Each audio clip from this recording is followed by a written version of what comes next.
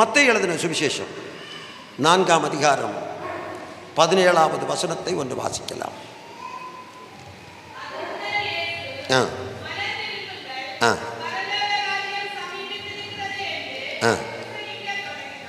அது முதல் இயேசு மனம் திரும்புங்கள், பரலோக ராஜ்யம் சமீபமாக இருக்கிறது என்று பிரசங்கம் பண்ண தொடங்கினார்.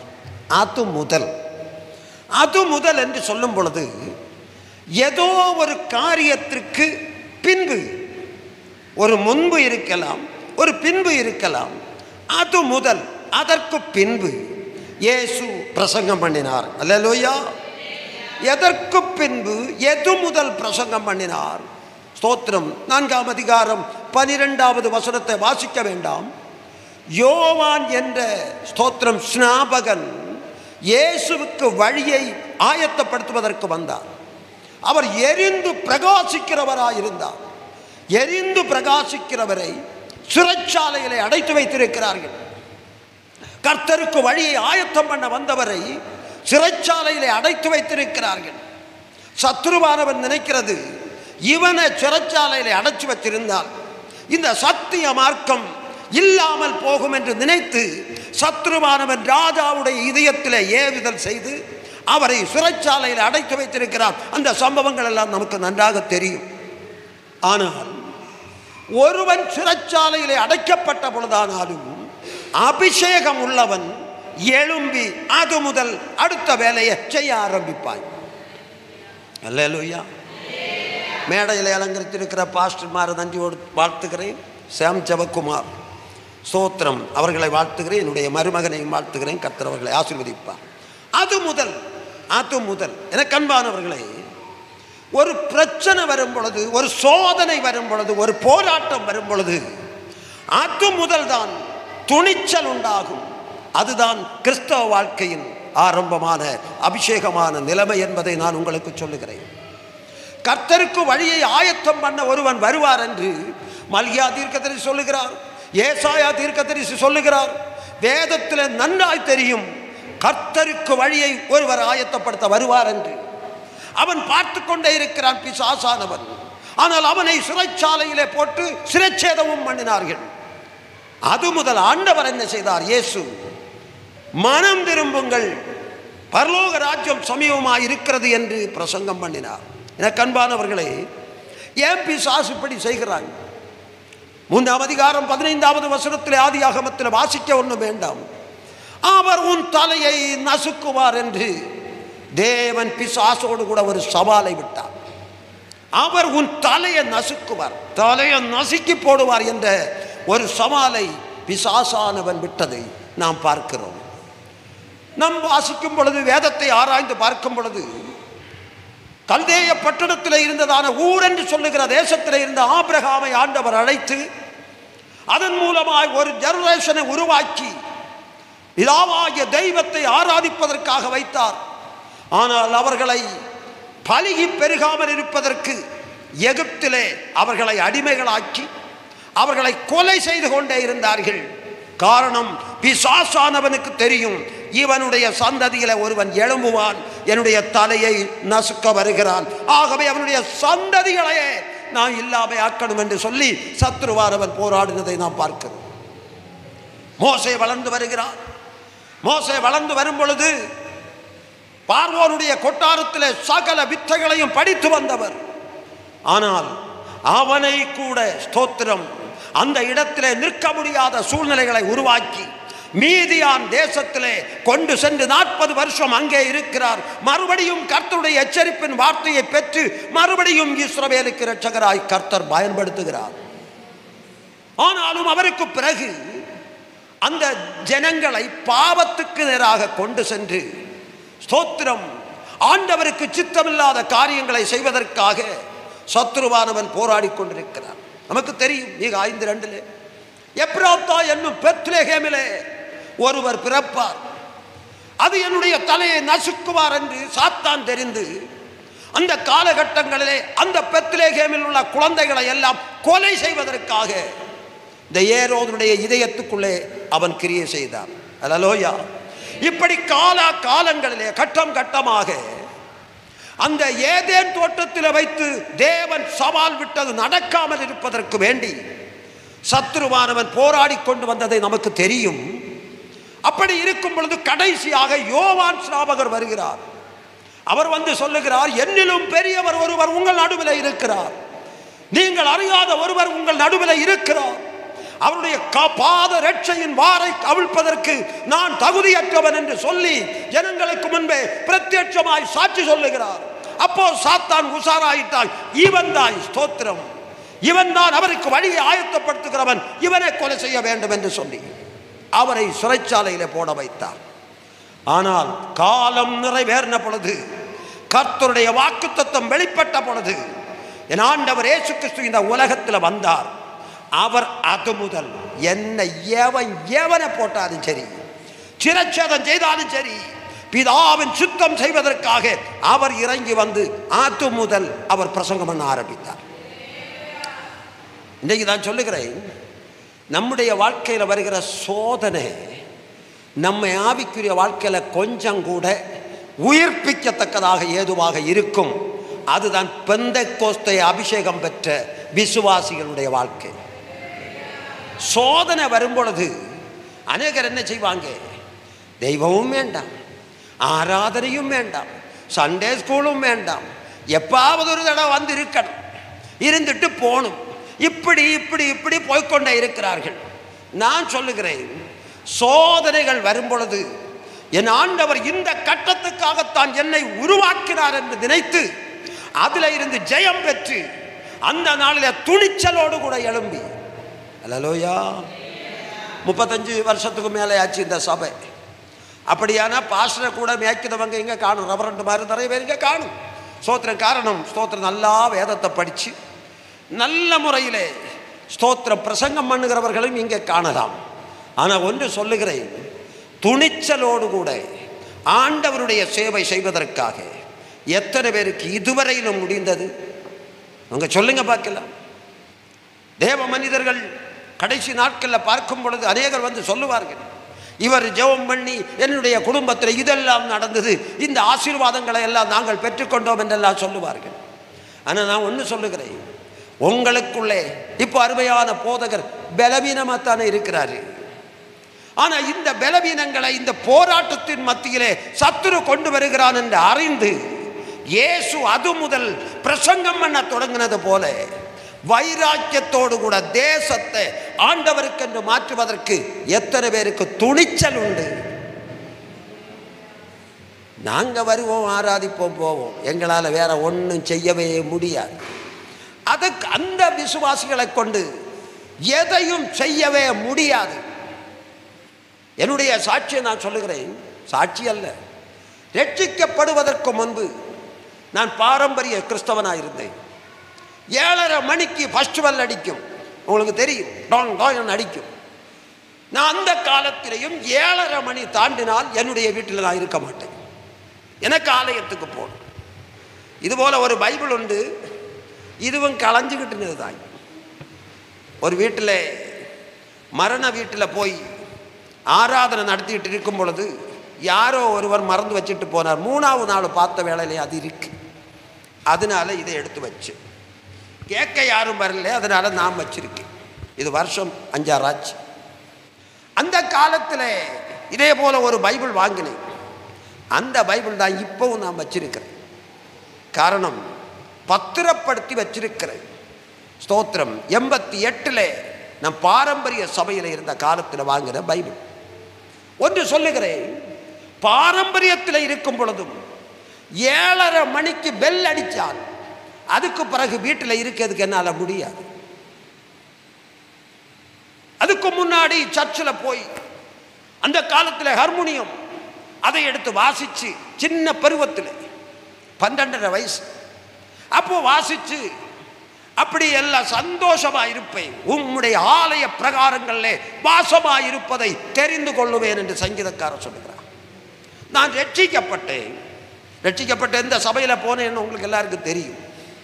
நான் போன உடனே பெந்தெக்கோஸ்து உலகத்துக்கு ஒரு பாட்டுக்காரன் வந்தாங்க. அதுவும் இதில் ஒரு 4 பங்கு வச்சு ஒரு நீளம் தான் இருக்கும், ஒரு கீபோர்டு, அதையும் வச்சு வாசிக்கிறதுக்கு ஒரு பாட்டுக்காரன் வந்தாங்க. அதனால என்ன உடனடியாக என்ன செய்தாங்க, சண்டே ஸ்கூல் டீச்சர். காரணம் நான் இங்கே எல்லாம் அனுபவிச்சு போனது தான். சண்டே ஸ்கூல் டீச்சர், அதுக்கு பிறகு சண்டே ஸ்கூல் செக்ரட்டரி, அதுக்கு பிறகு சிஏ செக்ரட்டரி, அதுக்கு பிறகு 9 சண்டே ஸ்கூல் ஆரம்பித்து அந்த 9 சண்டே ஸ்கூலுக்கும் ஒரு டைரக்டர். உடனடியாக பிரேயர் செல் ஆரம்பிப்போம். 58 பிரேயர் செல் ஆரம்பித்து பிரேயர் செல்லுக்கு ஒரு லீடர். எப்படியும் 9 பொறுப்புகள் எனக்கு அந்த சபையில் கிடைச்சி. அது எனக்கு ஒரு பெரிய சந்தோஷம்தான். இந்த காலத்தில் ஒரு பொறுப்பு கிடைச்சாலும் ஓடிடுவேன். அன்னைக்கு 15 பொறுப்பு கிடைச்சாலும் எல்லாமே செய்வேன். அங்கே சபையில் 8:30 மணிக்கு பாட்டு கிளாஸ் தொடங்கும், 9 மணி வரை பாட்டு. அப்போ பாட்டு படிக்க வருவாங்க.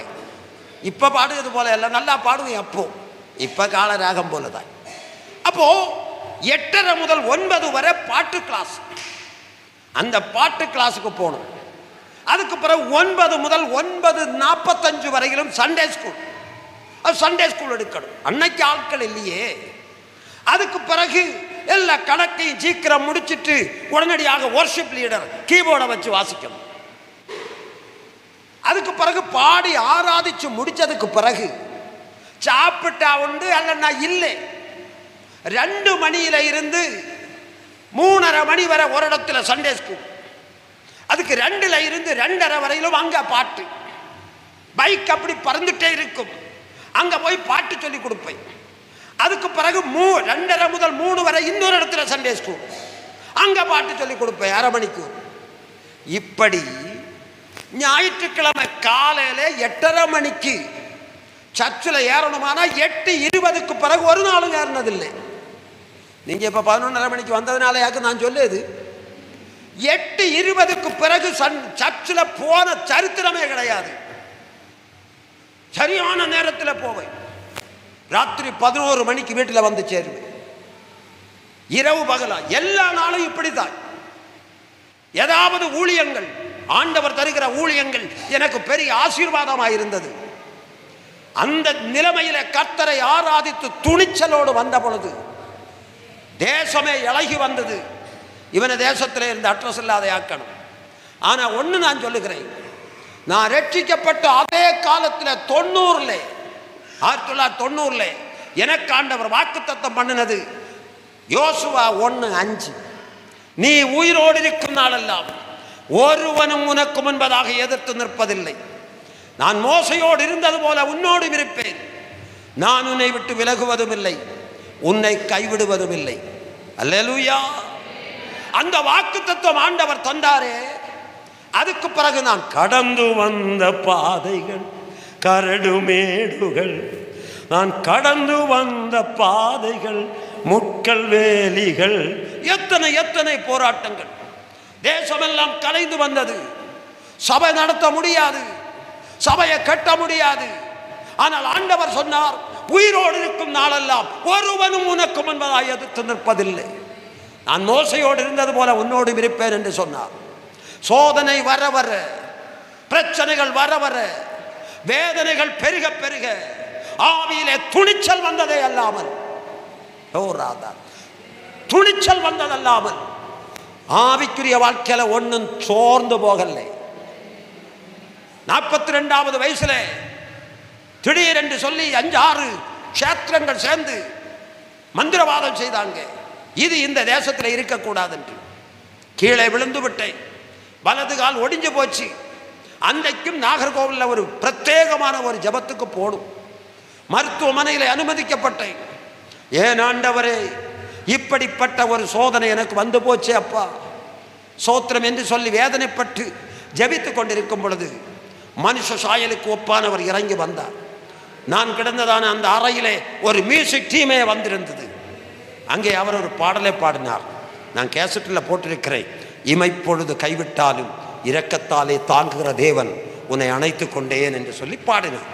இந்த பாட்டு உடனே டேப்பில் பதிகிறது போல என்னுடைய இதயத்தில் பதிந்தது. அடுத்து வெளியே வந்து நான் கேசட்டு போடும் பொழுது முதலாவது பாட்டு, அந்த பாட்டை தான் நான் பாடியிருக்கிறேன். நான் சொல்லுகிறேன், அதற்கு பின்பு என்ன போராட்டங்களோ வரட்டும், இயேசு மனம் திரும்புங்கள், பரலோக ராஜ்யம் சமீபமாய் இருக்கிறது என்று பிரசங்கம் பண்ண தொடங்கினார். கிறிஸ்தவ வாழ்க்கை என்று சொல்லும் பொழுது சோதனைகளையோ வேதனைகளையோ போராட்டங்களையோ கண்டு அவருடைய ஊழியத்தில் தடையாகவோ அவருடைய ஊழியத்தில் தோய்ந்து போன அனுபவத்தில் இருக்கிறது ஒரு கிறிஸ்தவ விசுவாசி அல்ல. எத்தனை பேர் அதை ஒத்துக்கொள்ளுகிறீர்கள்? அப்படியானால் 35 வருஷத்துக்கு மேலாச்சு. ஏன் என்னுடைய சபையில் வாரது போல தான் வருது? ஏன் இதுக்கப்புறம் 4 பக்கம் 4 விதத்திலே ஆத்துமாக்கள் கூட வேண்டியதான நேரம் கழிஞ்சு போச்சு? என்ன காரணம்? துணிச்சல் இல்லை, வீரம் இல்லை, இயேசுவுக்காக துணிந்து செயல்படுவதற்கு முடியவில்லை. அதுதான் காரணம். அல்லேலூயா. ஆண்டவர் இயேசு கிறிஸ்து அவர் சொல்லுகிறார், அவர் நினைக்கிறார், சொல்லுகிறார். இது எல்லா காரியங்களும் செய்தியே ஸ்தோத்திரம். வேதம் சொல்லுகிறது யோபு 11:10 தேவனை தடை செய்கிறவன் யார்? 42:2 தேவன் செய்த நினைத்தது தடைபடாது. ஸ்தோத்திரம். நீங்கள் நல்லா வாசிப்பீங்க, எனக்கு நல்லா தெரியும். ஆனால் இங்கே கவனிக்கிறதுக்கு வேண்டி நீங்கள் ஒன்றும் வாசிக்கண்டாம். ஸ்தோத்திரம். நான் ஏதாவது ஒரு வசனத்தை சொல்லுவேன், அப்போ நீங்கள் வாசித்தா போதும், மற்ற நான் சொல்லி விடுகிறேன். ஸ்தோத்திரம். தேவன் செய்ய நினைத்தது தடைபடாது. ஏசாயா 43:13 நான் செய்வதை தடுப்பவன் யார் என்று கேட்கிறார். ஆனால் இப்படி சர்வ வல்லமையுள்ள தெய்வம் யாரைத்தான் கொண்டு போட்டாலும் யாரைத்தான் சிறைச்சாலையில் போட்டாலும் இயேசுவினுடைய ஊழியம் தொடங்கும் பொழுது அந்த ஏரோது சொல்லுகிறார், அவனை இந்த தேசத்தில் விட்டு போக சொல்லு, நான் இறங்கி வந்தால் பலதும் நடக்கும், ஆகவே அவனை இந்த தேசத்தை விட்டு போக சொல்லுன்னு சொல்லும் பொழுது அதை மட்டும் ஒன்று வாசிங்களே. லூக்கா 13ஆம் அதிகாரம் 33வது வசனத்தை வாசிச்சு பாருங்க. லூக்கா 13:33. லூக்கா 13:33. இன்றைக்கும் நாளைக்கும் மறுநாளைக்கும் நான் நடமாட வேண்டும்.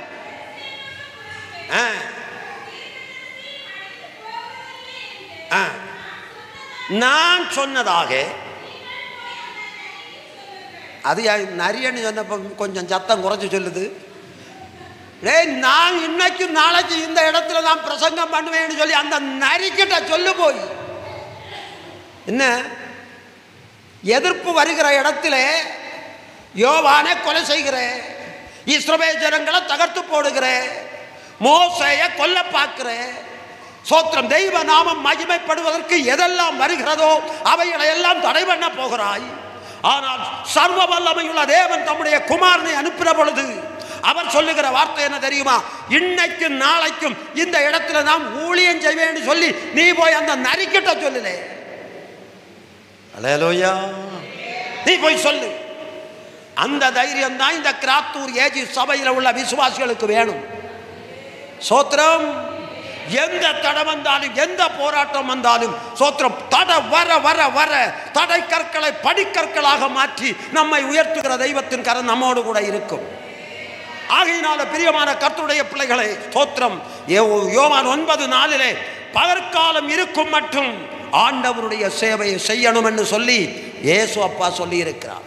இந்த காலை வேளையிலே நான் உங்களை சிந்தனைக்காக கொண்டு வருகிறேன். இந்த சபை எத்தனையோ போராட்டங்களை கடந்த சபை. என்ன போராட்டம் நடந்தாலும் நான் அனுபவித்த போராட்டத்தில் 4ல் 1 இங்கே வரலை. சோத்திரம். அது எனக்கு நல்லா தெரியும். எத்தனை போராட்டம் வந்தாலும் நான் என்னுடைய ஊழிய பகுதியிலே ஆனாலும் சரி, தேசத்திலே ஆனாலும் சரி, அனுபவித்த 4ல் 1 வரலை. நான் ஒன்று சொல்லுகிறேன், எத்தனையோ போராட்டங்களை சத்துருவானவன் கொண்டு வந்திருப்பான். அது நான் தவறென்று சொல்லலை. வந்த போராட்டங்கள் எல்லாம் சபையின் வளர்ச்சிக்காக என்பதை நான் இந்த கால வேளை நான் உங்களுக்கு சொல்லுகிறேன். இதில் துணிச்சல் உள்ளவர்கள், இயேசுவுக்காக நிலை நிற்கிறவர்கள், இயேசுவுக்காக கிரியை செய்கிறவர்கள் எழும்ப வேண்டும். அதுதான் என்னுடைய ஒரு ஆதங்கமாக இருக்கிறது. பாஸ்டர் பலவீனமாக இருக்கிறார். பாஸ்டர் பலவீனமாக இருந்தால் அடுத்த நாளில் வீட்டில் வருவார். நாங்கள் பாஸ்டருக்கு தோளாக நின்று இந்த தேசத்தில் உள்ள அழிந்து போகிற ஜனங்களிடத்தில் இந்த சத்திய வார்த்தையை துணிச்சலோட சொல்ல போகிறோம். எதிரான இடத்துல துணிச்சலோடு நிற்க போகிறோம்.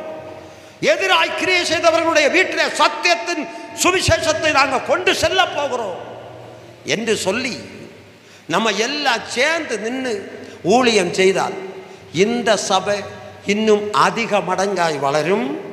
உங்களுக்கு தெய்வம் சொத்தெல்லாம் தந்திருக்கிறார் சபைக்கு. இந்த இடமெல்லாம் சபை விஸ்தாரப்பட்டு கொண்டே இருக்கும். அதிகம் விசாரப்பட்டால் என்னத்துக்கு பாஸ்டரே என்ன நினைக்கிறவங்களாக்கும் வாயை மூடியோக்க இருக்குது. ஸ்தோத்திரம். நான் ஒன்று சொல்லுகிறேன், ஸ்தோத்திரம், நம்முடைய ஒரு வெற்றி நம்ம துணிஞ்சு நின்று செயல்படணும். நாம் ரட்சிக்கப்படுறதுக்கு முன்னே என் அப்பா உத்தரம் தோளில் வச்ச சபையாக்கும், கல்லினால் உண்டாக்கின சபை நியூக்குளப்புறம் சிஎஸ்ஐ சர்ச். எங்கள் புராதன குடும்ப சபை 30க்கும் மேற்பட்ட பாஸ்டர்மார் என்னுடைய குடும்பத்தில் உண்டு. இந்த சபையிலே ஹார்மோனியம் வாசித்து பாட்டெல்லாம் சொல்லி கொடுக்குது. எல்லாத்துக்கும் முன்னத்தான் நிற்பேன் வாலிப பருவத்தில். அப்படி இருந்த சபையில் இருந்து நான் போன சபை ஒரு ஓலை செட்டு, ஒரு 30 அடி நீளம் இருக்கு. இத்தனை நீளம் இல்லை, ஒரு 4 பாய் இப்படி குறுக்கே போடலாம். அப்படி ஒரு செட்டில் போய் சேர்ந்தேன். எனக்கு ஒரு பக்கத்தில் வெட்கம், ஒரு பக்கத்தில் வேதனை. இந்த கல்லினால் உண்டாக்குன சபை. எந்த பாஸ்டர்மார் வந்தாலும் டிஸ்ட்ரிக்டில் என்னை கொண்டு போவாங்க. 4 பார்ட்ஸில் பாடுறதுக்கு ஒரு தம்பி. அதாவது 4 பார்ட்ஸ்ன்னு சொன்னால் அவங்களுக்கு தெரியுமா? இந்த கீபோர்டில் சிஎஸ்ஐயில் வாசிப்பாங்க 4 இந்த பார்ட்ஸில். அதில் ஒரு பார்ட்ஸில் பாடுறதுக்கு நல்ல தம்பி. அப்போது டிஸ்ட்ரிக்டில் எல்லாம் என்ன அநேகருக்கு தெரியும். அப்படி எல்லாம் பிரபலமாக இருந்த காலத்தில் சிஎஸ்ஐயில் அப்போ 68 சபை தான் உண்டு அந்த காலத்தில் கன்னியாகுமரி டிஸ்ட்ரிக்டில். அந்த 68 சபைக்கும் கணக்கறி என்னுடைய ஒரு தாத்தா. அதனால நான் கர்நாடிக் ஸ்டைல் எல்லாம் பாடுகிறதுனால என்னை இங்கே ஒரு இவாஞ்சலிஸ்டாக தேர்ந்தெடுத்து என்னை கர்நாடிக் பாடல்கள் ஸ்தோத்திரம் எல்லா சபைகள்லையும் போய் சொல்லிக் கொடுக்கறதுக்கு வேண்டி தெரிவு செய்கிறதான நேரத்திலேயாக்கும் என் ஆண்டவர் என்னை சந்தித்தது. அப்போ நான் ஓலை செட்டில் போகிறேன். எனக்கு ஒரு பக்கத்தில் வெட்கம், மறுபக்கத்தில் வேதனை. இந்த சபை அதே போல கல்லினால் கட்டப்படுற சபையாக எப்போ மாறும் அப்பான்னு சொல்லி ரொம்ப அழுதை. 1991 திருச்சியில் நார்மன் பாஸ்கர் என்று சொல்லுகிற ஒரு பாஸ்டர் குளுத்தரையில் ஒரு ஆடிட்டோரியத்தில் நம்ம டிஸ்ட்ரிக்ட் கான்ஃபரன்ஸுக்கு வந்தாங்க, சிஏ கான்ஃபரன்ஸுக்கு. நான் தான் அப்போ பாட்டு எழுதி பாடுகிறேன். அந்த ஆடிட்டோரியத்தில் போன உடனே எனக்கு உள்ளத்திலே நான் இப்போ வந்த சபை இதுபோல் ஒரு பெரிய சபையாக மாறாதா அப்படி உள்ளத்தில் சிந்திச்சு அந்த தெய்வ மனுஷனுக்கு ஆண்டவர் வெளிப்படுத்தினார். அவர் கேட்டார் மேடையில் நின்று, எங்கள் சபையும் இதுபோல பெரிய சபையாக மாறணும் என்று சொல்லி இங்கே சிந்திக்கிறது யாருன்னு கேட்ட வேளையில் எல்லாம் தான் வந்தது, ஒன்றும் சிந்திச்சுட்டு இல்லையா, நான் மாத்திரம்தான் கரம் உயர்த்தினேன். நான் ரட்சிக்கப்பட்டு 12வது வருஷத்தில் அதே போல ஒரு சபையை கட்டுவதற்கு 12 வருஷம் தான் அங்கே இருந்தேன். ஸ்தோத்திரம். 90 ரட்சிக்கப்பட்டு போனேன். எனக்கு 94 கல்யாணம், 93 டிசம்பரில் கல்யாணம். கல்யாணம் நடக்கிற நாட்களுக்கு முன்னே அந்த சபையை ஆண்டவர் கட்டினார். அத்தனை நீளத்தில் 85 அடி நீளத்தில் ஸ்தோத்திரம் இப்போ இருக்கிற வீதி செருவார குளத்தில் கட்டினார். ஒரு 4 வருஷத்தில் கட்டி முடிச்சார். நல்லா சிந்திக்கணும், நம்முடைய விருப்பம் எப்படி, அந்த விருப்பத்தை கர்த்தர் நம்முடைய சபையில் நிறைவேற்றுவார். நமக்கு விருப்பம் இல்லைன்னு சொன்ன இதுக்குள்ள ஒரு மனுஷன் எழும்பி இதங்க கட்டியாச்சு, இனி ஆத்துமாக்களை கொண்டு கட்டப்படுவது எப்பொழுது என்ற ஒரு சிந்தனையோடு கூட ஒரு மனுஷன் இதற்குள்ள எழும்பினா போதும், அந்த சிந்தனையை கர்த்தர் அங்கீகரிப்பார். அவர்கள் மூலம் கர்த்தர் பெரிய காரியங்களை சபையில் செய்ய போகிறார். யார் அந்த மனுஷன்? அதை கேட்கறதுக்கு தான் நான் வந்தேன். அல்லேலூயா. இனி ஒரு சத்தமாக ஒரு அல்லேலூயா சொல்லுங்க பார்ப்போம். கரம் உயர்த்தாத்தவங்களும் ஒரு அல்லேலூயா சொல்லுங்க பார்ப்போம். நான் பிரசங்கிக்கிறது உங்களுக்கு பிடிக்கலையோ? எங்க பாஸ்டர் ஓடு கட்டிடத்தில் சரிச்சு போட்ட ஒரு ஷெட்டில் படுத்திருக்கிறார். அதுதான் அந்த காலத்தில் வாழ்க்கை. நாங்கள் ஜெபம் பண்ண ஆரம்பித்தோம்.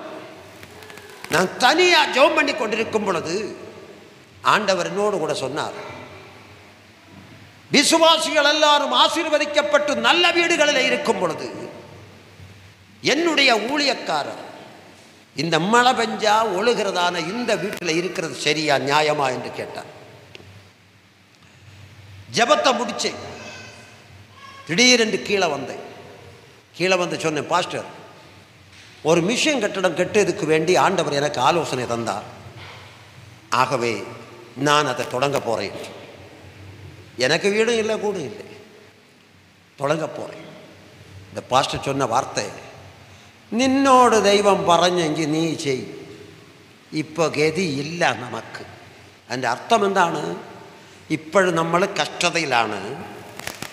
എന്നാൽ സ്തോത്രം, നമ്മൾ എന്ത് വിചാരിച്ചാലും അതൊന്നും നടക്കില്ല. നിന്നോട് കർത്താവ് പറഞ്ഞെങ്കിൽ നീ എന്തെങ്കിലും ചെയ്യും. நான் ஒரு டொனேஷனை போட்டேன். அந்த டொனேஷனை போடுறது, பைபிள் காலேஜில் அன்னைக்கு பாட்டு மியூசிக் கிளாஸ் டீச்சராக இருந்ததுனால 1000 ரூபா இந்த மாதம் கொடுப்பாங்க. சரி, ஒரு 5 மாதம் எனக்கு கிடைக்கிறதே இது கொடுப்போன்னு சொல்லி ஒரு அமௌண்ட் எழுதுனேன். நான் எழுதின உடனே ஒரு மாதிரி வாட்ட சாட்டம் உள்ளவங்க எல்லாம் நான் எழுதுகிறத விட கூடுதல் எழுதுனாங்க. இந்த பையன் இவ்வளவு எழுதுனா நாங்கள் கொஞ்சம் கூட எழுதணும், அப்படி எழுதுனாங்க. முதல்ல இருந்த வீட்டுக்கு ஜன்னலை இடிக்கிறதுக்கு வேண்டி பிக்காசு எடுத்து ஒரு இடி இடித்த உடனே பாஸ்டர் சொன்ன வார்த்தை, டே இடிக்கிறதுனேங்களும் கட்டி தரணும். காரணம் நம்பிக்கை இல்லை, நம்பிக்கை இல்லை. எனக்கிட்ட ஆவியானவர் தான் பேசினார், ஆவியானவர் தான் பேசினார். ஒருத்தனுக்கிட்ட பேசினா ரூட்டு மாறும். அதாக்கு நான் இப்போ சொல்லுது. நான் சொன்னேன், கர்த்தர் பேசினார், கர்த்தர் செய்வார் பாஸ்டர்.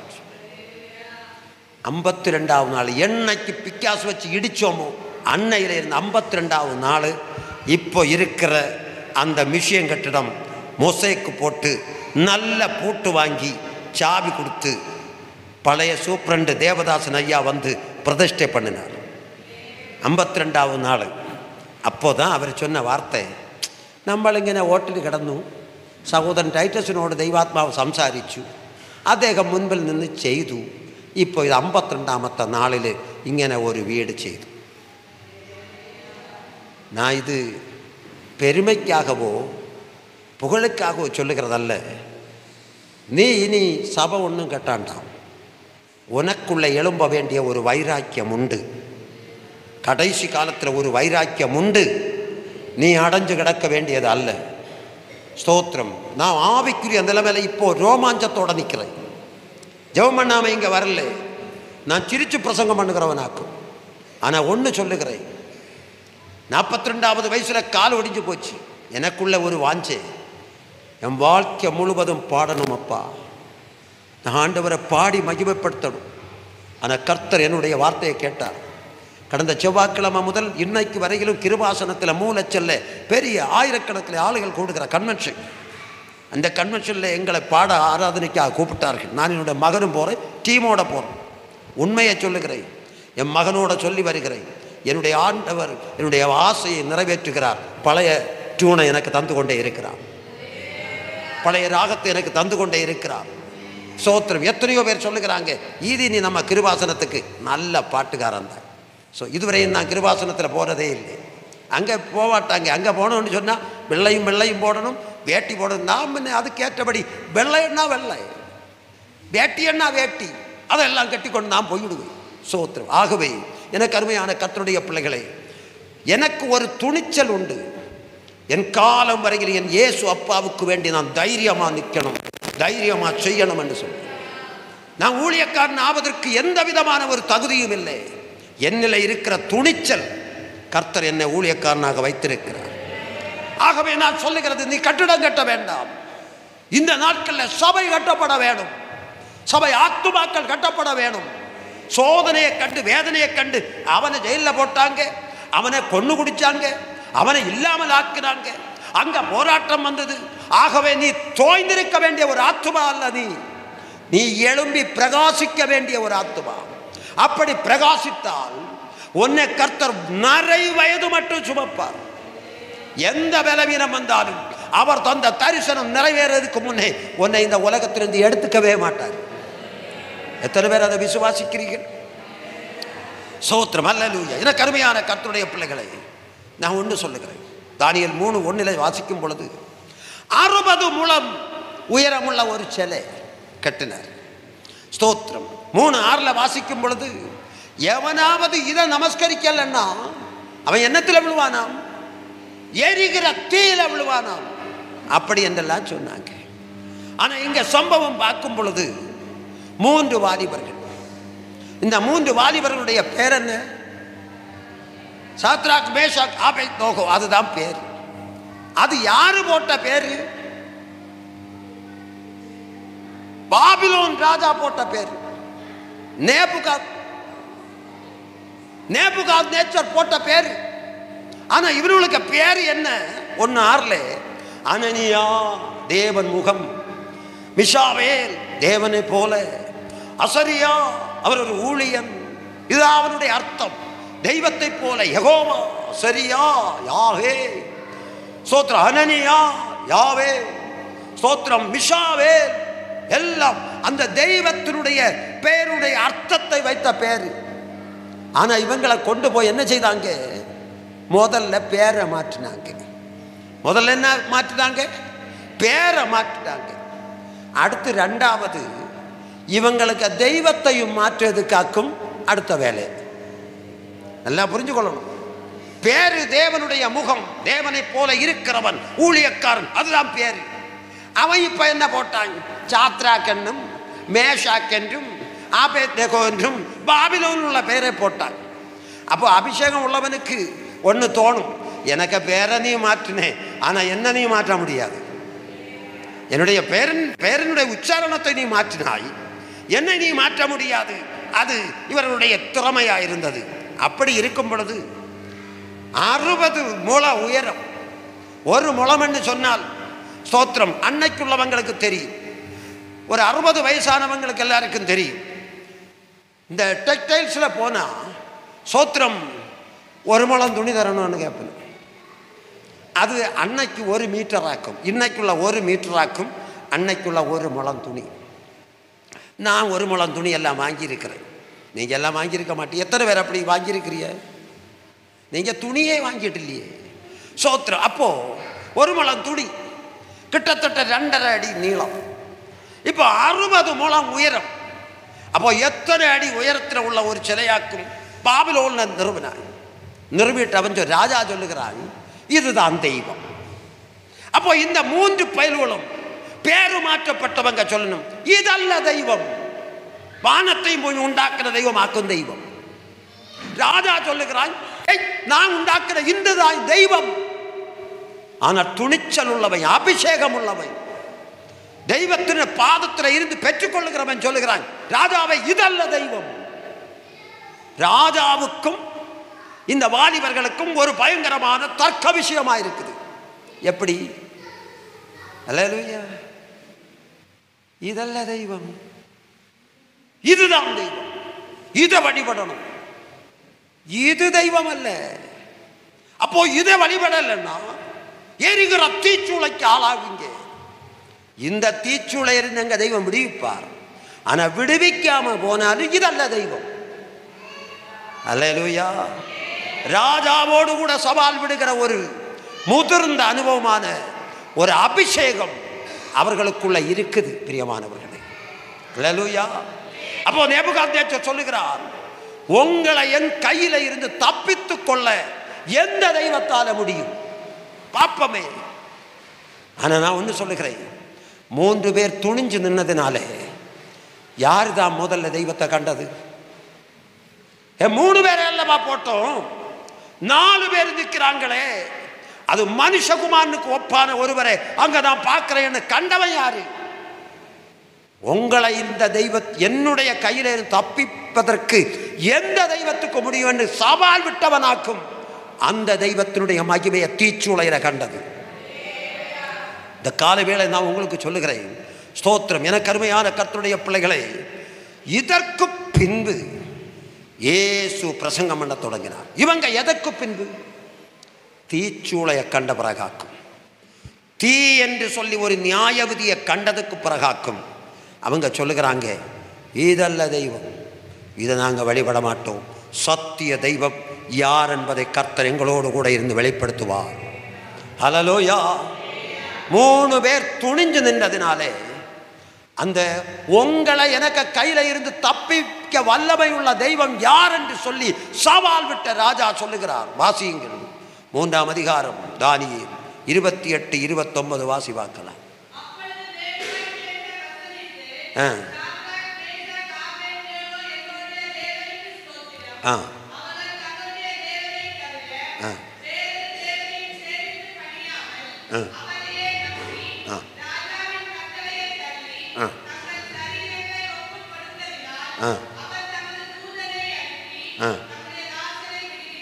அடுத்த வசனம்,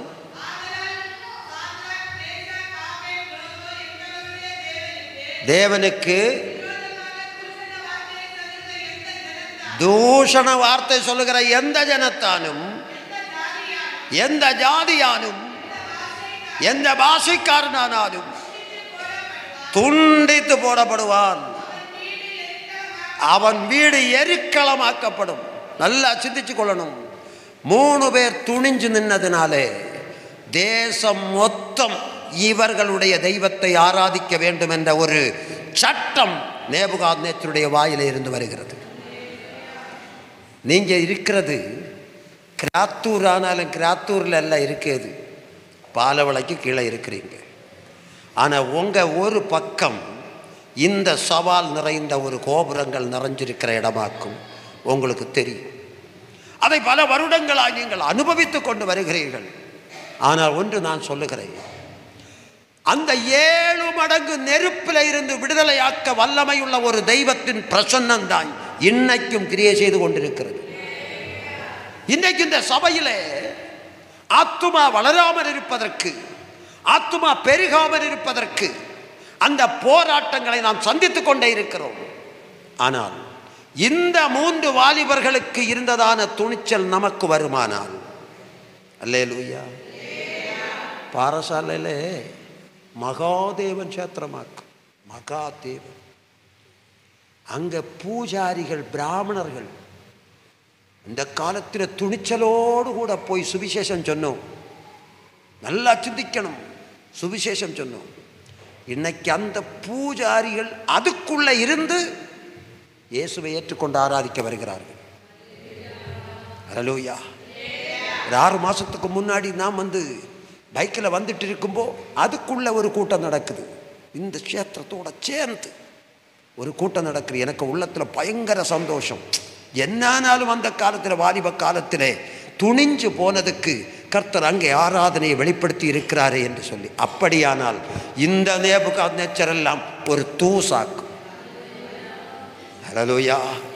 அது அல்ல தெய்வம், இதுதான் தெய்வம். வானத்தையும் பூமியை உண்டாக்குன தெய்வம் தான் தெய்வம் என்று சொல்லி நிரூபிக்க போகிறேன், தேசத்தில் நிரூபிக்க போகிறேன் என்று சொல்லி இதுக்குள்ள இருக்கிற யாரோ சிலரிடத்திலே அந்த உள்ளத்துக்குள்ளே எழும்பி வருகிறது அல்லவா. இப்ப இங்கே இருந்து எழும்பினா போராது. உனக்கு வாழ்க்கையில் ஒரு துணிச்சல் வரட்டும். நான் இருக்கிற சபையிலே சில பூஜாரிகள் ரட்சிக்கப்பட்டு வரணும். அல்லேலூயா. சந்தோஷம் இல்லையோ? அல்லேலூயா. அவன் 60 முழம் 120க்கு மேலே அடி பொக்கம். அந்த இதை வச்சுக்கிட்டு சொல்லுகிறான் இதுதான் தெய்வம். ஆனால் 3 பேர் சொன்னாங்க இதல்ல தெய்வம், சத்திய தெய்வத்தை நாங்கள் வெளிப்படுத்த போகிறோம் என்று. அந்த தீச்சூளையிலே அந்த சவால் விட்டவனுக்கு கண்ணு காணக்கூடிய அளவுக்கு கர்த்தர் அங்கே கிரியை செய்தாரானால், கிராத்தூர் சபையே, உன்னிலே சிலரை கர்த்தர் இவர்களாய் எழுப்புவாராக. துணிச்சலோடு எழும்புவீர்களாக. ஸ்தோத்திரம். நீங்கள் எழும்பினால் உங்களுடைய சரீரத்தில் இருக்கிற பலவீனங்களை ஆண்டவர் துடைத்து மாற்றுவார். நான் ரொம்ப பலவீனம் உள்ளவனாக்கும். நல்லா சிந்திக்கணும். ஆனால் இந்த 6 நாளும் என்னுடைய மகனுடைய பைக்கில் இருந்தாக்கு நான் போகிறது. காண்கிறவங்க எல்லாம் கேட்பாங்க, பைக்கில் எப்படி வாரீங்க? 60 வயசுக்கு அப்படி ஒன்றும் போக முடியாது. ஆனால் நான் சொல்லுகிறேன், என்ன கர்த்தர் இளமையாக மாற்றிக்கொண்டே இருக்கிறார். என்ன காரணம்? என்ன காரணம்? துணிச்சலோட அப்பாவுடைய சேவை செய்வதற்கு.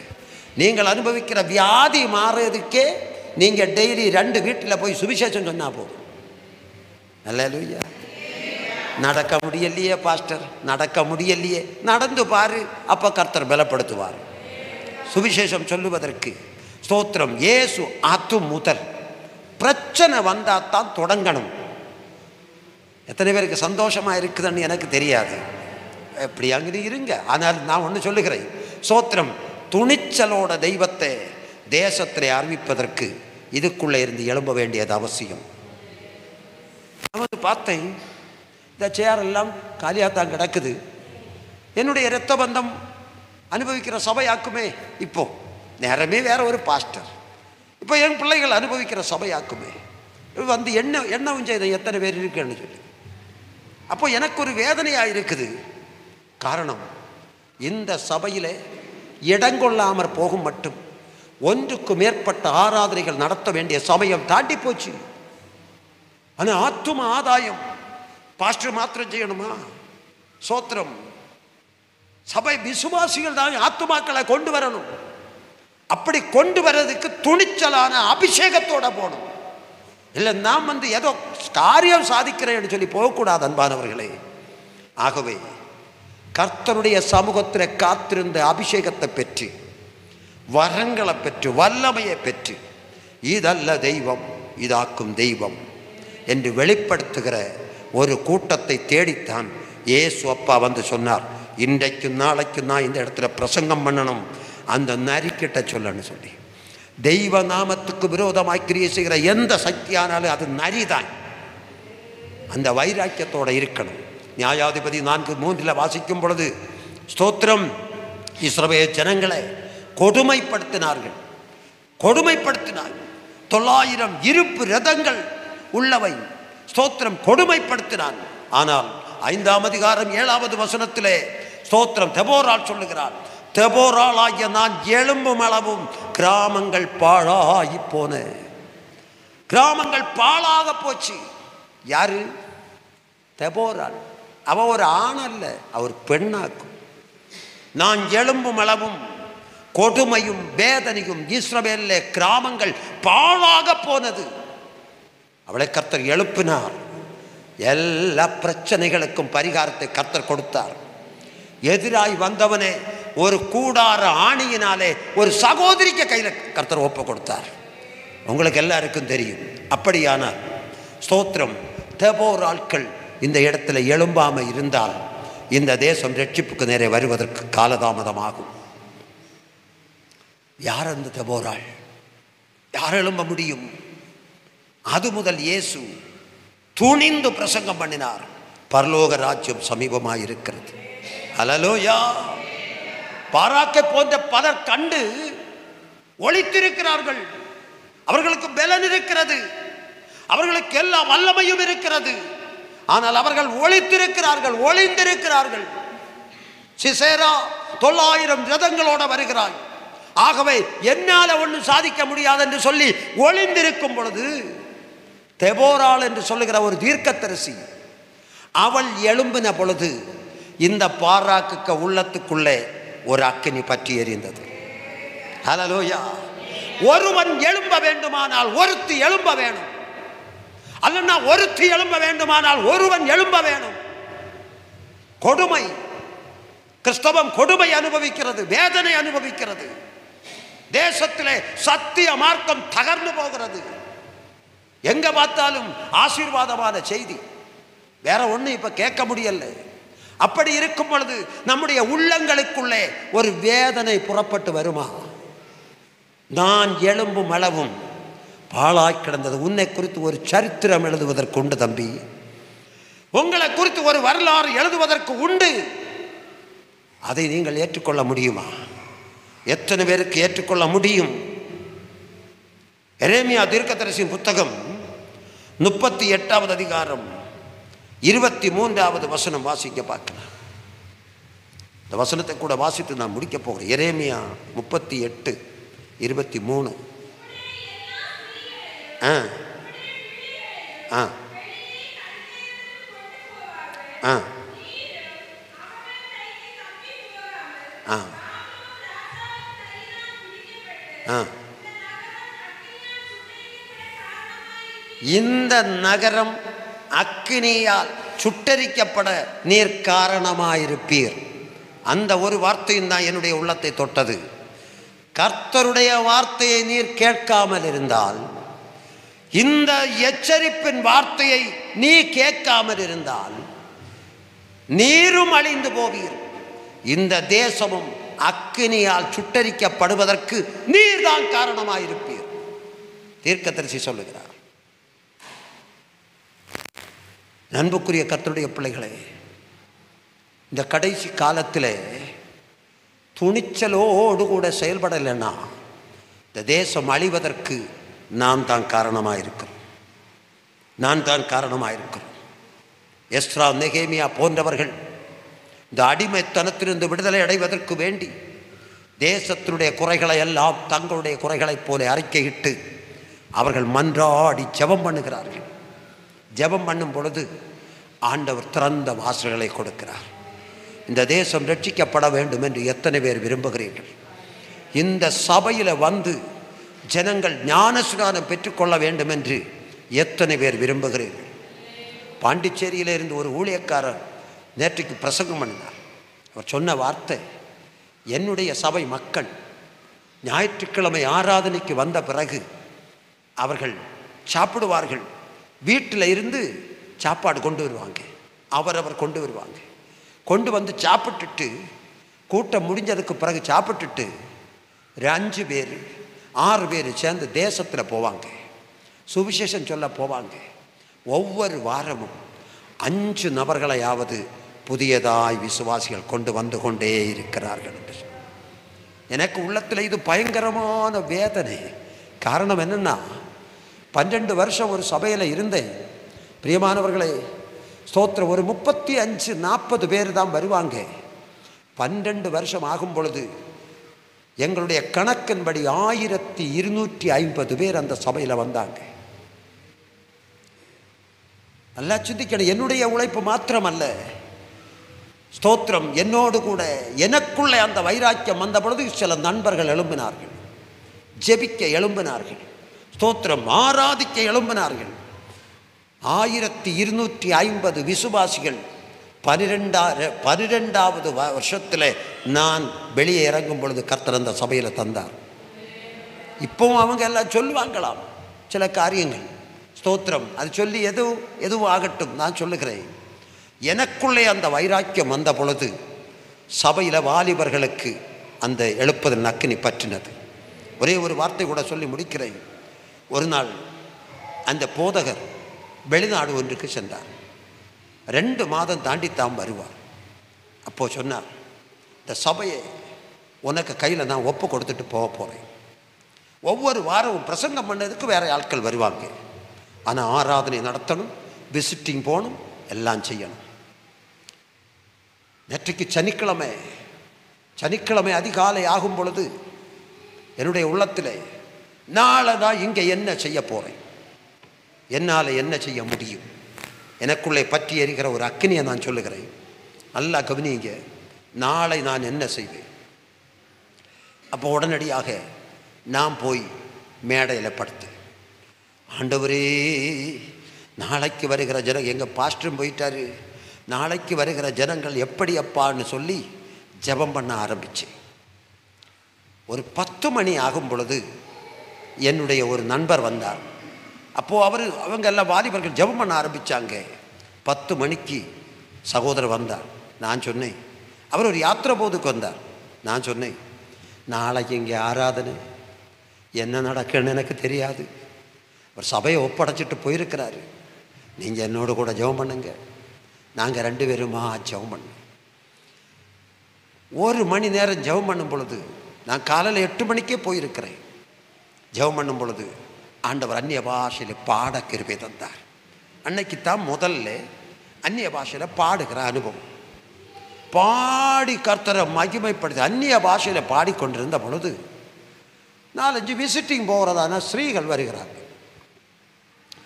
உடனடியாக சொன்னேன், எந்த ஏரியா போகிறீங்க? அது இன்ன ஏரியாவில் போகிறோம் பாஸ்டர். அண்ணாண்ணில் தான் கூப்பிடுவணும். அண்ணா நாங்கள் இன்னும் இடத்துக்கு போகிறோம். சரி போயிட்டு 5 மணிக்கு வாங்க, நான் இருந்து ஜெபம் பண்ணுகிறேன்னு சொல்லி பின்னும் அந்நிய பாஷையில் ஆராதித்து கொண்டே இருந்தோம். ஒரு 5 மணி ஆகும் பொழுது நாம் அந்த ஜெபத்தை நிறுத்திட்டு உட்கார்ந்து இருக்கும் பொழுது இவங்க 5 பேர் எங்கேயோ போயிட்டு வராங்க. நல்லா கவனிக்கணும், எங்கேயோ போயிட்டு வராங்க. உடனே நான் கேட்டேன், இன்னைக்கு எந்த ஏரியாவில் போனீங்க? எத்தனை வீடுகளில் போனீங்க? சொல்லுகிற வார்த்தை, நாங்கள் எங்கேயும் போகல, நாங்கள் எங்கேயும் போகல. ஏன் போகல? இந்த ஆராதனையை கண்டா நாங்கள் எங்கே போவோம்? நாங்கள் மேலே ஏறி இருந்து ஆராதித்தோம். அல்லேலூயா. இங்கே இந்த அக்கினி ஆராதனையை கண்டா நாங்கள் எங்கே போவோம்? நாங்கள் மேலே இருந்து ஆராதித்தோம். அடுத்த ஞாயிற்றுக்கிழமை அடுத்த நாள் காலையில் கீபோர்டை இப்படி வச்சு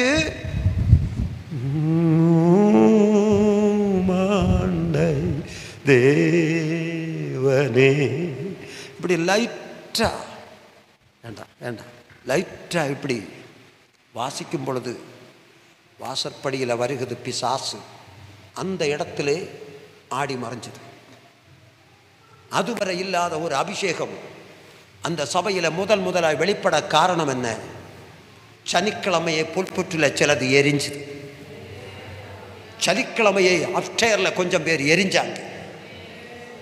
காலையிலே அவனுக்கு அதுக்குள்ளே வர்றதுக்கு முடியாமல் போச்சு.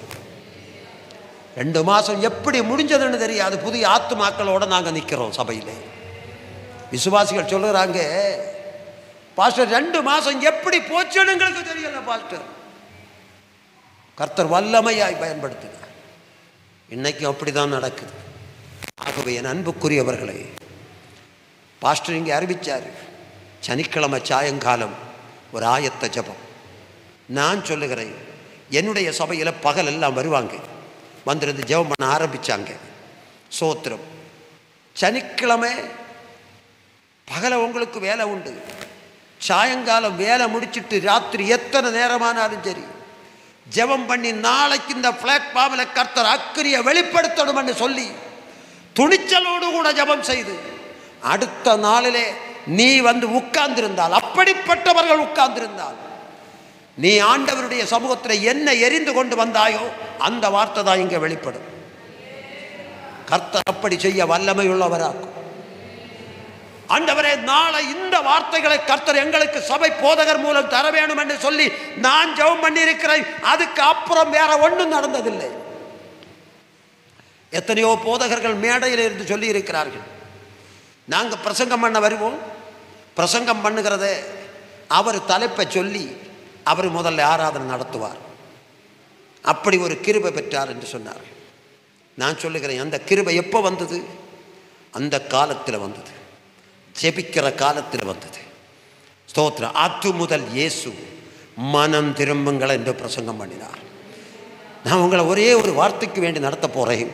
ஸ்தோத்திரம். என்னுடைய அனுபவத்தை நான் உங்களுக்கு சொன்னேன்.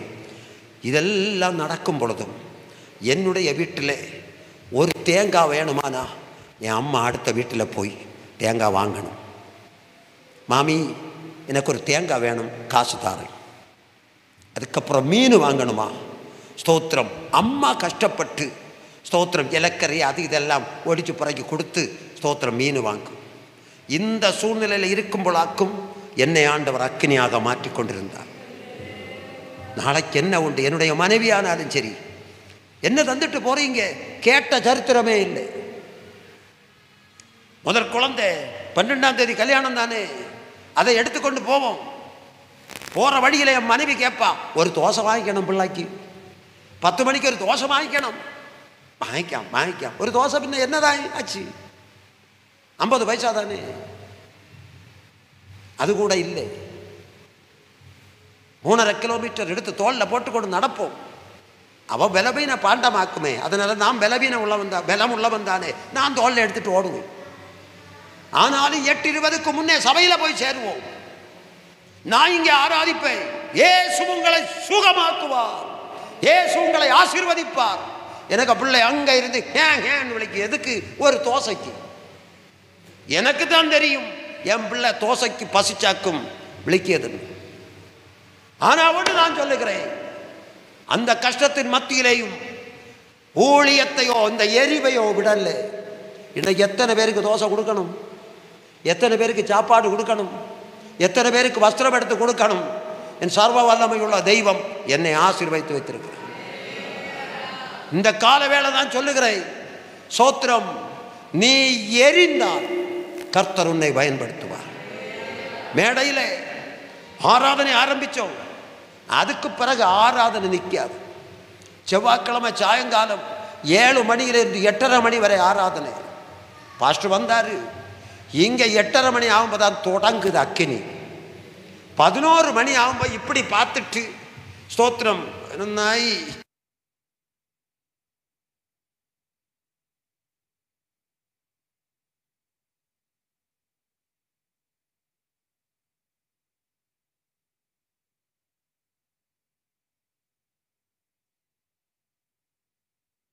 அது முதல் இயேசு பிரசங்கம் பண்ண ஆரம்பித்தார்.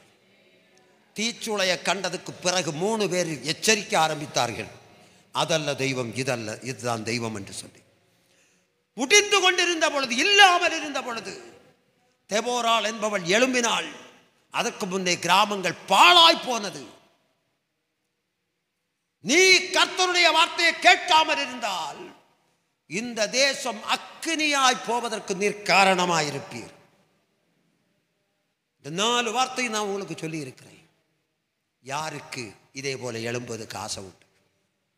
இந்த சபையின் நிலைமையை மாற்றம் இந்த வருஷத்தில் என் மூலமாக ஸ்தோத்திரம் ஒரு குடும்பமாவது இயேசுவின் ஆலயத்தில் கடந்து வருவார்கள். அதற்கு வேண்டி நான் தயாராக எழும்ப போகிறேன். எத்தனை பேருக்கு சொல்ல முடியும்? எத்தனை பேருக்கு சொல்ல முடியும்? நான் ஒரு சவாலை உங்களுக்கு சொல்லுகிறேன். தீர்க்கதரிசியானவர்கள் சொந்த தேசத்தில் கனமடைய மாட்டார்கள். ஆனால் ஸ்தோத்திரம் அடுத்த இடங்களில் கர்த்தர் பயன்படுத்துவார். ஸ்தோத்திரம், நீங்கள் எழும்பினாலும் எழும்பாவிட்டாலும் எலியாவை போஷிப்பிக்கிறது ஆண்டவருக்கு பிரியமான காரியம். எலியாவை போஷிப்பிக்கணும் என்று சொல்லி யாரும் எழும்ப வேண்டிய தேவையில்லை. வற்றினாலும் சரி, தண்ணி வற்றினாலும் சரி, எந்த பிரச்சனை வந்தாலும் சரி, ஒரு மனுஷன் எலியாவுக்கு கொண்டு கொடுத்தால் ஸ்தோத்திரம், எலியாவை கொலை செய்ய தேடுகிறவன் அந்த வழியை பார்ப்பாய். 10 தடவை ஒருவன் நடந்தால் அந்த இடத்துல யாரோ நடந்து போனாங்க அடையாளம் காணும். அதனால என்ன ஆண்டவர் காகத்தை கொண்டு வந்து போஷிப்பித்தார். ஆகவே எலியாவை போஷிப்பிக்க வேண்டும் என்று சொல்லி யாரும் இங்கே சுவிசேஷ வேலை செய்யாண்டாம். ஆனால் உங்கள் தலைமுறைகள் ஆசீர்வதிக்கப்படுவதற்கு, உங்கள் தேசம் ரட்சிக்கப்படுவதற்கு, சோத்திரம் அந்த தேசத்தில் உள்ளவர்கள் மத்திய வானிலே காணப்படுவதற்கு நீங்கள் எழும்ப வேண்டியது அவசியமாக இருக்கிறது. இன்று காலையிலே நான் ஜெபித்து கொண்டு இருக்கும் பொழுது திடீரென்று ஒரு அழைப்பு வந்தது. ஒரு இடத்துக்கு போகிறேன். அங்கே போகும் பொழுது நம் வாலிப பருவத்தில் விளையாடி கொண்டிருந்த பிள்ளைகள், அதில் ஒரு பிள்ளை சாலக்குடியில் இருந்து சொந்தத்தில் வந்தாள். என்னை கண்ட உடனே ஆள் தெரியாது. காரணம் 35 வருஷத்துக்கு முன்னாடி பார்த்ததாக்கும். இன்னைக்கு விளையாடி கொண்டு தெரிஞ்ச காலம். அறிமுகமான உடனே சந்தோஷமாக சிரிச்சு, பின்ன எங்களுக்கு பிரியதுக்கு முடியலை. அந்த அளவுக்கு ஒரு பந்தம் வந்தது. எழுப்பி நின்று ஒரு வார்த்தை ஜெபம் பண்ணுவேன். ஆண்டவரே, எங்கள் சொந்த பந்தத்தை கண்ட உடனே எனக்கு விட்டுட்டு போவதுக்கு மனம் இல்லையே. ஆராதனை இல்லைன்னா நான் 1 மணி நேரம் அந்த இடத்துல இருந்து பேச பார்த்தேன். அப்போது இவங்களை மத்திய வானிலே ஆண்டவர் சேர்க்கிறதுக்கு அந்த தேசத்தில் ஏதாவது ஊழியக்காரர்களை கொண்டு சென்று ஆண்டவர் பயன்படுத்தி இந்த குடும்பத்தின் பிள்ளைகளை அந்த ராஜ்யத்தில் காண்பதற்கு நீர் வழி செய்யும் அப்பான்னு சொல்லி நான் இன்னைக்கு ஜெபம் பண்ணிட்டு வந்திருக்கிறேன். அப்படியானால் நம்முடைய தேசத்தில் உள்ளவர்கள் எல்லாரும் அந்த மத்திய வானிலை காணப்படும் பொழுது நமக்கு என்ன சந்தோஷமாயிருக்கு, என்ன சந்தோஷமாயிருக்கு. ஆகவே நம்முடைய தேசத்தின் பக்கத்தில் உள்ளவர்கள், நம்முடைய குடும்பத்தில் உள்ளவர்கள், நம்முடைய தேசத்தில், நம்முடைய வீட்டு பக்கத்தில் உள்ளவர்கள் அவங்க ரட்சிக்கப்படாமல் இருந்தால் நம்முடைய உள்ளம் உறங்குமா? நம்முடைய உள்ளம் இந்த தாங்குமா? அவங்க நரகத்துக்கு போகிறாங்க. நாங்கள் மாத்திரம் சொக்கத்தில் போவோம். நீ சொக்கத்தில் எந்த சொக்கத்தில் போவியோன்னு எனக்கு தெரியாது. ஆகவே நான் ஒன்று சொல்லுகிறேன், எல்லாரும் மரிச்சதுக்கு பிறகு 6 அடி பெட்டிக்குள்ளே வச்சுட்டு சொல்லுகிற வார்த்தை, இன்பராம் ஈட்டிலே we shall meet on that beautiful shore. பாடுவோம். அங்க நம்ம சந்திப்போம். அங்க நம்ம சந்திப்போம். எங்க சந்திச்சாதான் உண்டு. ஆகவே அவர்கள் எல்லாரும் பூரண அறிவடைந்து ஆண்டவருக்குள்ளே முதிர்ச்சி அடைந்து தேசம் முழுவதும் பரலோக ராஜ்யத்துக்கு சொந்தக்காரலாய் மாற வேண்டும் என்று நான் என்னை ஒப்புக் கொடுக்கிறேன். நான் என்னை ஒப்புக் கொடுக்கிறேன். கண்களை மூடுவோம். ஒரு கணம் கண்களை மூடுவோம். எல்லாரும் கண்களை மூடுவோம். அது முதல் இயேசு மனம் திரும்புங்கள் என்று பிரசங்கம் பண்ணினார். ஸ்தோத்திரம். அது அல்ல தெய்வம், இதுதான் தெய்வம் என்று அவர்கள் வெளிப்படுத்தினார்கள். ஸ்தோத்திரம். எத்தனை பேருக்கு சொல்ல முடியும்? நான் வருகிறேன் ஆண்டவரே, நான் வருகிறேன் ஆண்டவரே. ஸ்தோத்திரம். ஹல்லேலூயா, ஹல்லேலூயா, ஹல்லேலூயா.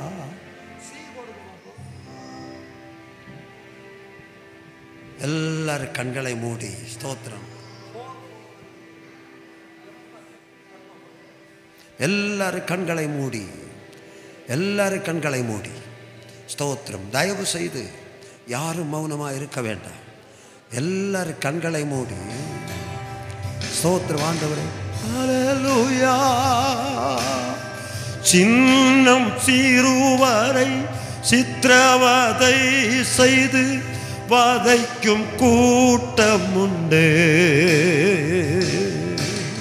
சின்னம் சிறுவரை சித்திரவதை செய்து வதைக்கும் கூட்டம் உண்டு. அழுதே வாழ்வை கழிப்போர்க்காக அழுது புலம்ப ஆளில்லை. அழுதே வாழ்வை கழிப்போர்க்காக அழுது புலம்ப ஆளில்லை. எல்லாரும் எழும்புவோம். ஆளில் இருக்கிற இடத்துல எழும்புவோம். ஆளில்லை. அழுது ஜெபிக்க ஆளில்லை. கண்ணீர் சிந்தி நேசர் ஜெபித்தார். கண்ணீர் சிந்த ஆளில்லை. சென்னீர் சிந்தி நேசர் ஜெபித்தார். கண்ணீர் சிந்த ஆளில்லை. குடித்து வெறித்து அடித்து உதைக்கும் கொடூர கூட்டம் உண்டு. குடித்து வெறித்து அடித்து உதைக்கும் கொடூர கூட்டம் உண்டு. அழுதே வாழ்வை கழிப்போர்க்காக அழுது புலம்ப ஆளில்லை. அழுதே வாழ்வை கழிப்போர்க்காக அழுது புலம்ப ஆளில்லை. ஆளில்லை. ஆளில்லை. அழுது ஜெபிக்க ஆளில்லை. கரம் தட்டி சொல்லுங்க. ஆளில்லை. கண்களை மூடி ஆளில்லை. அழுது ஜெபிக்க ஆளில்லை. சென்னீர் சிந்தி நேசர் ஜெபித்தார். கண்ணீர் சிந்த ஆளில்லை. சென்னீர் சிந்தி நேசர் ஜெபித்தார். கண்ணீர் சிந்த ஆளில்லை. கண்களை மூடி தேவன் வருவார். கணக்கு கேட்பார். எப்படி ஜெபித்தாய் என்பார். ஆமென். தேவன் வருவார். கணக்கு கேட்பார். எப்படி ஜெபித்தாய் என்பார். என்ன சொல்ல எப்படி சொல்ல தலை குனிவோர் ஏறா ஏராளம் என்ன சொல்ல எப்படி சொல்ல தலை குனிவோர் ஏராளம் ஆளில்லை ஆளில்லை அழுது ஜெபிக்க ஆளில்லை ஆளில்லை ஆளில்லை அழுது ஜெபிக்க ஆளில்லை செந்நீர் சிந்தி நேசர் ஜெபித்தார் கண்ணீர் சிந்த ஆளில்லை செந்நீர் சிந்தி நேசர் ஜெபித்தார் கண்ணீர் சிந்த ஆளில்லை செந்நீர் சிந்தை நேசர் ஜெபித்தார் கண்ணீர் சிந்த ஆளில்லை. கரங்களை தட்டி ஆவியில நிரம்பி என்னை உபயோகப்படுத்தும் ஆண்டவரே, நான் அக்னியாய் மாற விரும்புகிறேன் அப்பா, என்னை உபயோகப்படுத்தும் என்று எத்தனை பேர் சொல்லுகிறீர்கள்? அவர்கள் கரங்களை தட்டி ஆண்டவரை மகிமைப்படுத்துவோம். வயது பிரச்சனை இல்லை பிரதர் சிஸ்டர், வயது பிரச்சனை இல்லை. நீ எந்த வயது காரியமாயிருந்தாலும் ஆண்டவர் உன்னை பயன்படுத்த வல்லமை உள்ளவராகவே இருக்கிறார். ஓ ரபல சந்தர பகதுர கமனா ரீகமனகதுரி மனகம் சேகதுரம் தரணபௌகானம். ஓ ஹல்லேலூயா. ஆவியானவரே ஆவியானவரே எல்லா கரங்களை தட்டி to Jesus I surrender all to thee I will ever love and rest in His precious daily life. I surrender all. I surrender all to Thee, my blessed Savior. I surrender all.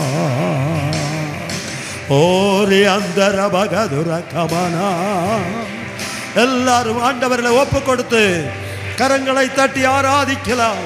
என்னை அனுப்பும் ஆண்டவரே, என்னை அனுப்பும் அப்பா, என்னை உபயோகப்படுத்தும் ஆண்டவரே, இந்த சபை வளர்ச்சி அடைவதற்கு என்னை உபயோகப்படுத்தும் ஆண்டவரே. I surrender I surrender all to Thee, my blessed Savior. I surrender all. Ori adara bagadura balara andarava oda manahandara balabukana shakara bahaduriyanama. Oh, எல்லாரும் வாய்களை திறந்து ஆவியில நிரம்பி கர்த்தரை ஆராதியுங்கள். ஹல்லேலூயா. And in my soul, my Savior, God to Thee. How great Thou art, how great Thou art. Hudara balara bagadura kabariyanama, shekana shakadurandarana baukanama, rigamana handuriyana. Hallelujah. எல்லா கரங்களை தட்டி ஆவியில நிரம்பி ஆண்டவரை துதியுங்கள். இஷக்கன மகதுர கபலியாலா உடர பலரகதுரியானா சகர மகதுரியாந்தரனா. ஹல்லேலூயா. பிரியமானவர்களே, எல்லாரும் கண்களை மூடி நிற்கும் பொழுது ஆண்டவருக்காக எரிந்து பிரகாசிக்க நான் விரும்புகிறேன். என்னை அவர் உபயோகப்படுத்த வேண்டும் என்று யார் விரும்புகிறீர்கள்? அவர்கள் உங்கள் வலது கரங்களை பரலோகத்துக்கு நேராக உயர்த்தி ஆண்டவரை ஒன்று துதிங்க பார்க்கலாம். யார் விரும்புகிறீர்கள்? எல்லாரும் கண்களை மூடி நிற்கும் பொழுது இந்த 2024 ஆண்டில் ஆண்டவர் என்னை பயன்படுத்த என்னை ஒப்பு கொடுக்கிறேன். ஆண்டவருடைய சேவை செய்வதற்கு, ஆண்டவருடைய சுவிசேஷத்தை சொல்லுவதற்கு, சபையிலே ஜெபிப்பதற்கு என்னை உபயோகப்படுத்தும் ஆண்டவரே. ஒரு ஜெப வீரர்களாய், ஒரு ஜெப வீராங்கனையாய் என்னை மாற்றும் என்று யார் சொல்லுகிறீர்கள்? உங்கள் வலது கரங்களை பரலோகத்துக்கு நேராக உயர்த்தி ஆண்டவரே துதிங்க பார்க்கலாம். அப்பொழுது உங்கள் கரங்களிலே இயற்கைக்கு அப்பாற்பட்ட ஒரு தெய்வீக வல்லமை இறங்கி வருவதை நீங்கள் அனுபவிக்க போகிறீர்கள். ஹல்லேலூயா. இன்று பகல் வேளை அது சம்பவிக்க போகிறது. ஹல்லேலூயா. கர்த்தருடைய ஆவியானவர் தான் இந்த வார்த்தையை சொல்லுவதற்கு எனக்கு ஏவுதல் தந்திருக்கிறார். கரந்தட்டுகிறதுல பெரிய காரியம் ஒன்றும் கிடையாது. ஸ்தோத்திரம். எத்தனை பேர் ஆண்டவருடைய வார்த்தைக்கு ஒப்பு கொடுக்கிறீர்கள்? என்னை உபயோகப்படுத்தும் ஆண்டவரே என்று சொல்லி வாய்களை திறந்து சொல்லுகிறவர்கள் உங்கள் கரங்களை பரலோகத்துக்கு நேராக உயர்த்தி ஆண்டவரே என்னை பயன்படுத்தும் ஆண்டவரே என்று சொல்லுங்கள். தகப்பனே, இந்த பகல் வேளை சில கரங்களை ஆண்டவருடைய சமூகத்தில் உயர்த்த கர்த்தர் கிருபை செய்கிறீர். உமக்கு ஸ்தோத்திரம். ஊடா ஹந்தனா ரீமானா ஹல்கனா. ஹல்லேலூயா, ஹல்லேலூயா. தெபோரால் எழும்பினாள், பாராக்கு எழும்பினான். அநேக பாராக்கு இங்கே இருக்குது. அநேகர் எழும்புவதற்கு இருக்கிறார்கள். சூழ்நிலைகளை கண்டு, போராட்டங்களை கண்டு நீ பின்தங்கி இருக்கிறாய். இன்று பகல் வேளையிலே ஆண்டவர் உன்னுடைய தீர்மானத்தை அங்கீகரிக்க போகிறார். உன்னுடைய பிரதிஷ்டையை கர்த்தர் அங்கீகரிக்க போகிறார். நீ கரம் உயர்த்தி இருக்கிறாய். அதற்குள்ள பலனை கர்த்தர் தருவார். அதற்குள்ள சூழ்நிலையை கர்த்தர் தருவார். எத்தனை வாலிப உள்ளங்கள் ஆண்டவருக்காய் பிரயோஜனப்பட ஸ்தோத்திரம் ஒப்பு கொடுக்கிறீர்கள், ஒப்பு கொடுக்கிறீர்கள். ஹல்லேலூயா. ஸ்தோத்திரம். எல்லாரும் ஸ்தோத்திரம். இந்த ஆலயத்தில் இருக்கிற அத்தனை பேரும் 2 கரங்களை பரலோகத்துக்கு நேராக உயர்த்தி യാത്ര ചെയ്യും ഞാൻ ക്രൂശെ നോക്കി, യുദ്ധം ചെയ്യും ഞാൻ യേശുവിനായി, ജീവൻ വെച്ചിടും രക്ഷകനായി, അന്ത്യശ്വാസം വരെയും. ചൊല്ലുക பார்க்கலாம். യാത്ര ചെയ്യും ഞാൻ ക്രൂശെ നോക്കി, യുദ്ധം ചെയ്യും ഞാൻ യേശുവിനായി, ജീവൻ വെച്ചിടും രക്ഷകനായി, അന്ത്യശ്വാസം വരെയും. பரிசுத்த ஆவியானவரே, இதோ கரம் உயர்த்தி நிற்கிற ஒவ்வொருவர் மேலும் இயற்கைக்கு அப்பாற்பட்ட ஒரு தெய்வீக வல்லமை இப்பொழுது பாய்ந்து வருவதாக. அவருடைய கரங்களிலே கர்த்தருடைய அக்கினி இறங்கட்டும் ஆண்டவரே. ஆண்டவரே, நிறுத்த முடியாத ஒரு அபிஷேகத்தின் வல்லமை இவருடைய கரங்களிலே இறங்கி வருகிறபடியால் உமக்கு ஸ்தோத்திரம். பலப்படுத்துவீராக, வல்லமைப்படுத்துவீராக. தேசத்தை உமக்கென்று ஆதாயப்படுத்துவதற்கு கருவிகளாய் பயன்படுத்துவீராக. தெபோராக்கள் இதில் எழும்புவார்களாக, பாராக்கு இதில் எழும்புவானாக, மோசேக்கள் எழும்புவார்களாக, எலிசாக்கள் எழும்புவார்களாக, பவுல் அப்போஸ்தலனை போல தரிசனம் பெற்றவர்கள் இதில் எழும்புவார்களாக.